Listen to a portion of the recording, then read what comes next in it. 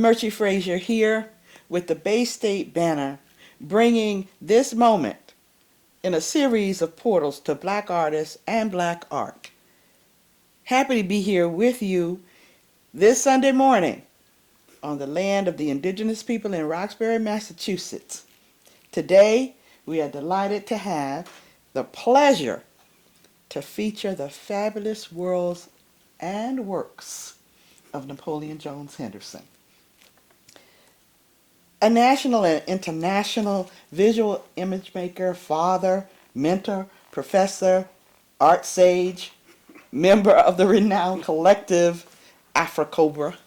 His career chronicles 50 years of art and image making that highlights a life of persistence, social activism, and movement.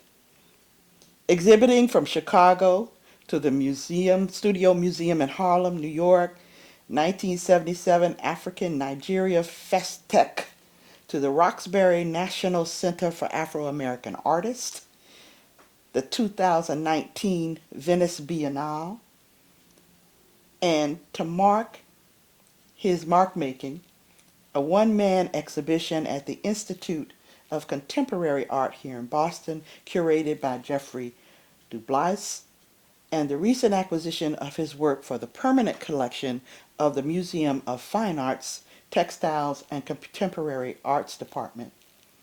Both of these events capture his work bringing the ICA and the MFA's attention to recently advance a platform that shows a cadre of Black and diverse local artists. This describes his local and the larger diasporic communities with the impact of his work. Here I want to pause to remember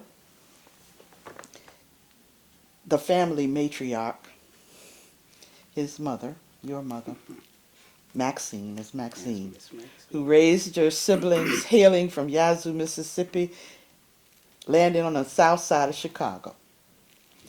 Napoleon, what about Chicago and the Midwest did you bring with you as you relocated to Boston in 1974, specifically Roxbury? Very interesting question. I brought the spirit of my mama, my daddy, and all those folks from Yazoo and from Birmingham, Alabama, where she was born. My daddy was Yazoo, my mama was Birmingham, Alabama. Actually, she was born in Bessemer, Alabama, right outside of Birmingham. Okay. And the whole electric and spiritual energy of Chicago that I was embraced with throughout my life from being born to the time I came here with. I mean, from people like Hoyt Fuller and Margaret Burroughs and Gwendolyn Brooks and Oscar Brown Jr., you know, Ahmad Jamal opened his first jazz club there on 63rd and King Drive, which was then South Park Avenue. And all the artists who I began to associate with in an young adult context, people like Jeff Donaldson and Wadsworth Terrell and all those individuals, Lester Lashley and Barbara Jones and all of those people, those were the spirits and energies that came with me when I came here. So coming here and meeting people like yourself and Dana Chandler, Gary Rickson, Paul Goodnight, Equa Holmes, you know, Nancy Baptiste, you know, I can go on for the next half an hour about all the people I met here, Hakeem Marquib and so forth, that Susan Thompson, who have been really pivotal in my being able to be comfortable here in Roxbury, similar to how I was in Chicago. It's a new family, yes, or the extended family, and so it's definitely been a healthy, physical, mental, aesthetic, spiritual, and intellectual, you know, benefit to me to be here. Yes. And it's helped and nourished my work here as that same kind of energy or energies existed for me in Chicago. In a way of speaking, the Museum of the National Center of Afro-American Artists. And AMARPs have been similar in institutional structure-wise as the Southside Community Arts Center was in Chicago. And so having the benefit of institutions that have a history of founding and grounding itself in the African aesthetical sense was extremely important, and it's something that you necessarily don't know or feel or understand outwardly because it invests itself inside you. And so you just move on forward. So for me, coming here from Chicago, it was simply a different visual landscape because all the same energies that existed for me in Chicago, with the exception that Miss Maxine, my mama, was not here, manifest itself here in Roxbury. So Yeah, so I would say that I asked that question because I see that you are manifesting yourself and your work in many different geographies and different geographic spaces through your journey. right. And it gives us this portal and window of this not only being a local happening, that black art and the Afro-diasporic world is large and is expansive, and you are one of the artists that exemplifies that work. So I pointedly wanted to locate you in Boston, in Roxbury, but also in the world. And those connections between what you're bringing here as your information and your work into this space, into this environment, it enriches us here, yet it enriches the world. So with that, I wanted to say that I had the distinct pleasure and a moment that influenced my journey in art. And as you have also influenced other artists, but humbly, I was introduced to you while we were both in an exhibit in Hartford, Connecticut at the Community Renewal Teen Gallery. Craftery. The Craftery Gallery. And in the 1990s. Yeah. And in meeting you as a fellow exhibitor, I was at once on alert that, I was at the beginning of my journey, but you were somewhat in the middle and really an advanced thinker in art. And as a creator that introduced not only yourself as an individual, but your organization at the time as the creator of the Institute of African and African Diaspora Arts that has now been changed to a new name. And could you now tell us about why you chose to not only represent yourself as an individual, but as an institution?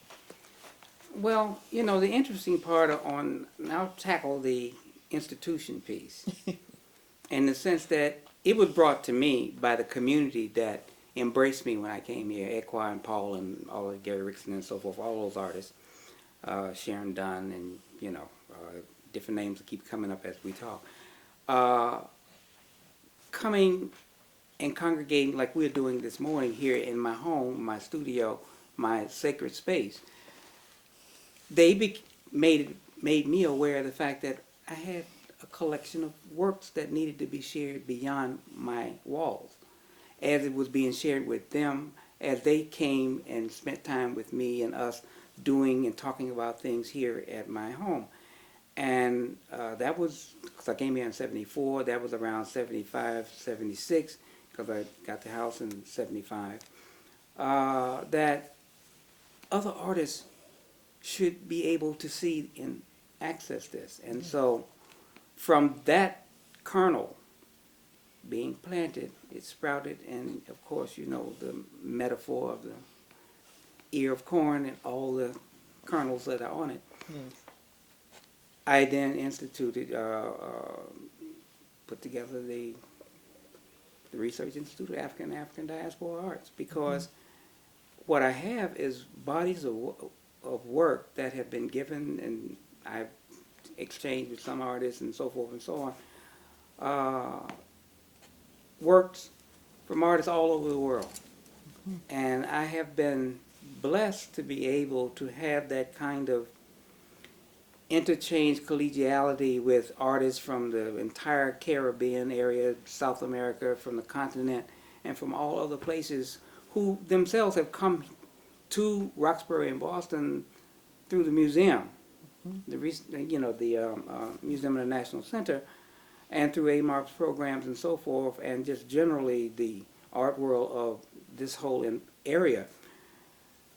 And being a part of that, I, surely recognized as I met Alan Rowan Cricht and was able to visit his home and saw the same kind of environment that he was living in was the same kind of environment that I was living in. Mm-hmm. And that people were able to enjoy at the Museum of the National Center. And so the Institute just came out of the natural flow of how I live my life and the sharing of that life with the larger community and these individual artists who were here saying, look, more artists need to see this, because they shared with me how enriched they were by it. And not only is it just artwork, but it's a collection of over 3,000 books and manuscripts and posters and all kinds of other stuff, ephemera, that we've all created in our lives as a community of image makers. Posters of exhibitions, and you name it. I've got all that stuff, and fortunately right now a little team of archivists who are trying to put it in some order. Yes. But it was just the way I lived, and so it was just, they said they needed to have this happen, and I was made aware that it was in existence, and so it was my responsibility to do the next step. So it has been that, and it's not been really so much an institution in as much as it's been, this is how I live. And these are the things I have, and these are the things I share, and this is how I was brought up in Chicago. It's about sharing, because no one gets here and or continues through this life on their own. That's right. And we're all connected, and through that connectivity, not only in the visual terms, but in the intellectual, the aesthetic, the social, cultural context, all of those are a part of that institute. Yes. And so, which is why I said the African diaspora, Yes. Okay. because it's international. Yes, it is. And coming from Chicago at the earlier development of the whole Pan-Africanist context and concept, those things are just a natural part of how you function, Yes. I think what strikes me about this home in its foundational building is that it was the home of an abolitionist, Edward Yeah. Everett Hale, Right. and befitting what was a community of people who were looking to liberate, to arrive at a point of freedom from the impact of slavery. Mm-hmm. That this studio represents that continuum Oh, of people absolutely. in that voice that you just spoke about, and how we network and how we organize, but to have an institute that and a place as a placemaking space for discussions, for reveal, for sharing is really important. So we want to thank you for doing that and serving that, which brings me to this point of wanting to take a deeper dive in what establishes the aesthetics of the Black experience and you as one of its contributors to the Western canon of artistic expression. As you have just iterated how many artists have come through here, what community does. How do you see yourself in dealing with the mediums of fiber, textiles, enamel on a copper as your canvas? How do you see how you have influenced that canon? Well, I accept because others have indicated that to me, that I've had some influence. I've contributed to the collective influence. And I say collective in the sense of you and Paul and all the other artists who I know and have spent my life communicating and I would say carousing with. That Afrocobra is the pivotal foundational base under which my images flow out of.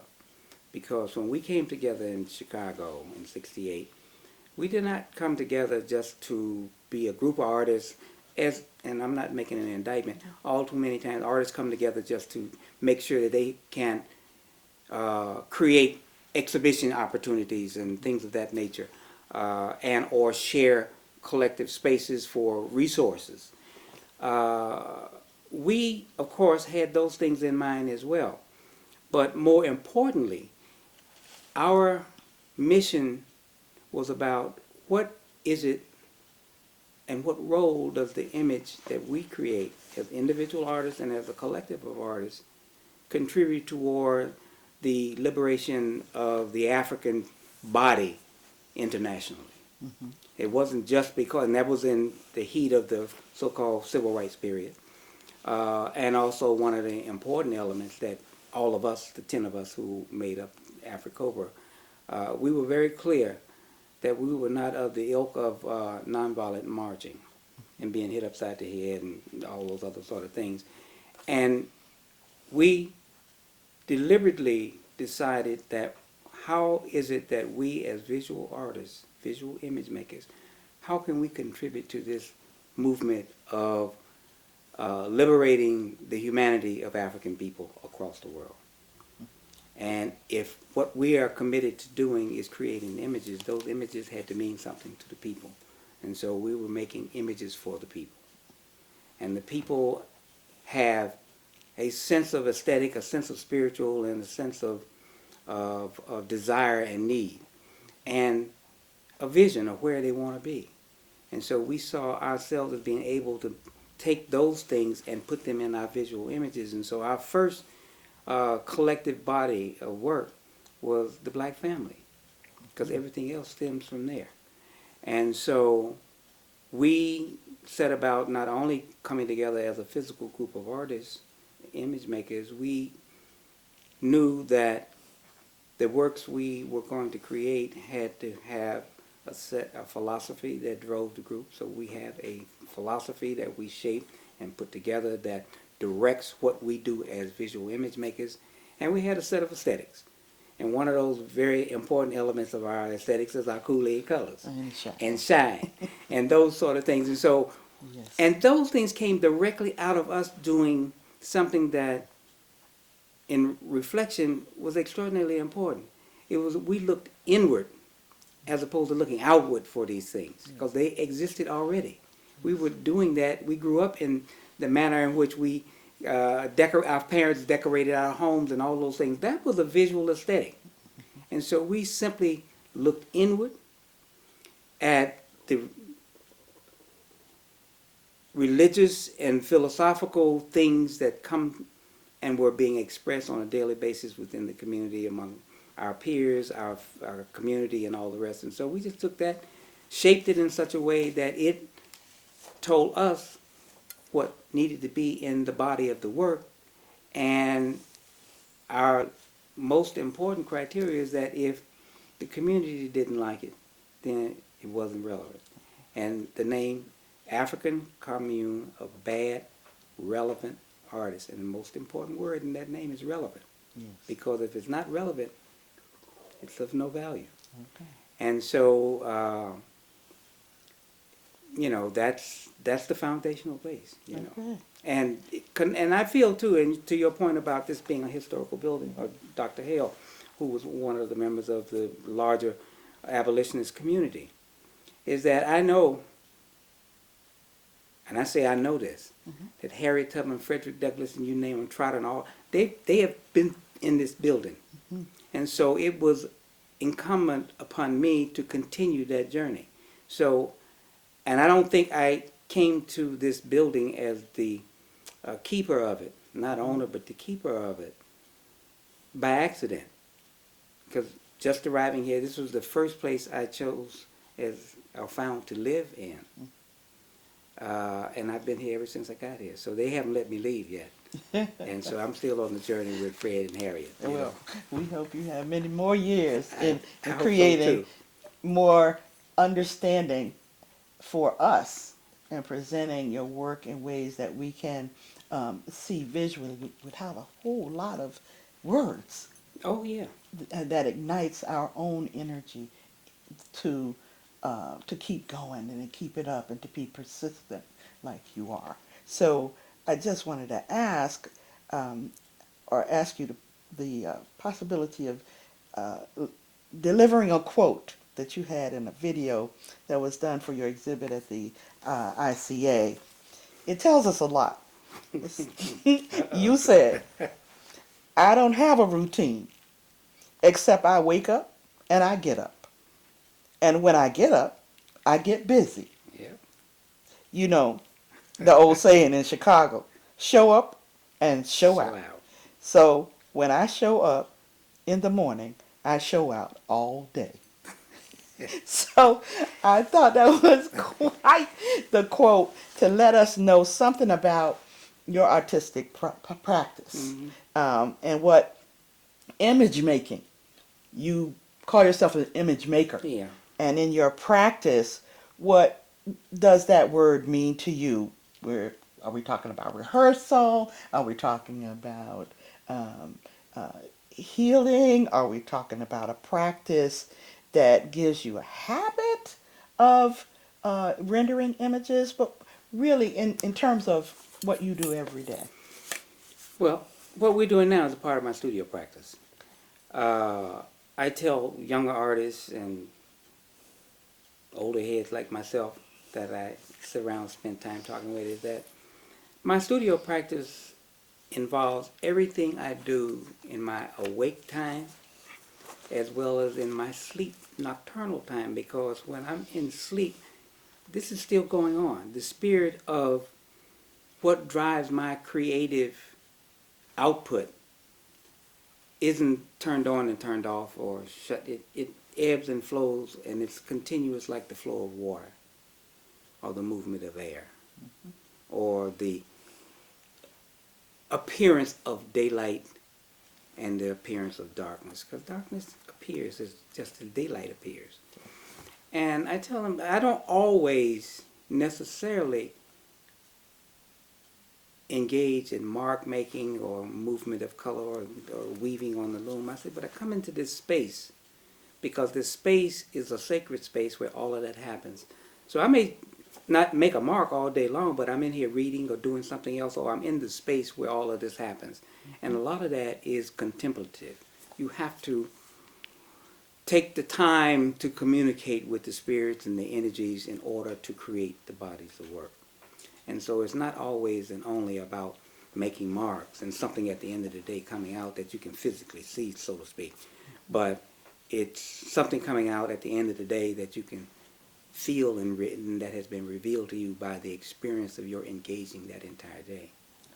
And so what comes out in the final analysis of the physical work is simply the culmination of all the other things that have been a part of my activity as a breathing, living person in a three-dimensional form. Because you, I believe, the artist or the image maker has created the body of work before it ever becomes a reality. The reality is just simply the thing you have to do to make it available to share with others, because it's already in you. So, as my mama say, I got stuff to do. So right now, we're experiencing like a renaissance or a rebirth of murals Mm-hmm. in our community. Right. And reflecting back to the wall of respect That's right. and its influence in terms of not just community, but individual artists taking the opportunity to bring in some of the vibes that are coming from young, gifted, and black, Mm-hmm. what's going on, Right. songs that are another genre of art. What would you say, looking back at that time, Mm-hmm. the formalization of Spiral, Wiusi, Obasi, Mm-hmm. Right. um, Afrocobra, Amon, what would you say was your prime um, experience as a more of a apprentice novice coming on to the scene And now, as one journeys, as long as you have, to being a master artist, how did that wall of respect feed our master artist that we're sitting with today? Uh, it ushered in to all of us who were there in Chicago working that we are stronger as a unit in collaboration and in sharing than we are as individuals. And it was, I believe, to my soul, that it was the place under which, or I would say it was the altar upon which we sacrificed the Eurocentric ideology that of individualism and found ourselves back in the Afrocentric philosophy of community and sharing. And so the wall of respect, by its name in itself, was about sharing. And it did not matter what your level of skill was or wasn't, or any other kind of attribute that one might have self-anointed themselves as, or the community might have anointed as. We were all the same, and we were all working for a collective vision. And that vision wasn't just the painters and the artists who were doing it. It was the poets, the musicians, the dancers, the musicians, the community, because the community told us what to put on the wall. By one example was Jeff had painted a portrait of a particular individual whose name I will not say, and the woman who lived across the street called him over and said, "Now you're gonna have to change that. I don't like that person, and I'm not gonna be sitting out here on my porch looking at him or her. I don't know all the time. So you got to find somebody else to put up there." Of which he did. He said, "Well, who you want up there?" And she told him, and he went and painted it. So we were a part of the community. We weren't bringing anything to the community. We were expressing in visual terms the things that the community held sacred or important. And during the course of its short life, the Wall of Respect, a number of those portraits fell out of popularity and a new one came in place of it. But it was a collective experience that prepared us to move forward in the context of a Pan-Africanist mentality and the understanding that visual image making was more than about pretty pictures. Yes. It was about power. It was about power. And that brings us to this point of that I cannot let this interview end without us and our audience understanding more about what Afrocobra means, its representation in the Venice Biennale, and our speak through the power of your visual art and those of Afrocobra that lead us to nation building. Yeah. So thank you so much for your contributions, your wise summation of what this work means. We could talk probably for about 20 years, Yeah, but really. we will honor these few minutes Right. that we've Thank you. had Thank you. that have been quite potent. So thank you so much on behalf of the Bay State Banner and the visual portal that has now been introduced as a way to access and have visual art in your homes, your businesses, and the work of Napoleon Jones Henderson. We want to thank you for allowing us to be here. And not only that, put people in contact with you at nappyhenderson@hotmail.com as one of your websites and on the Bay State Banner website. So thank you very much for allowing us today to have this conversation. Well, thank you, and let me just take 10-second space to say I greatly appreciate and respect the fact that the Banner has created a platform for the visual image makers or the image makers in total to be able to share what we do with the community in a larger space that is important, significantly important. And it's a sacred space, and I don't take it out of context. It is that. Thank you, Bay State Banner, Emergy, and this future shall go on for at least a number of years. The Bay State Banner has already existed, so we're now on the second journey, and I'm glad to be a part of that. Thank you. Thank you for your future memories. Okay, I like that.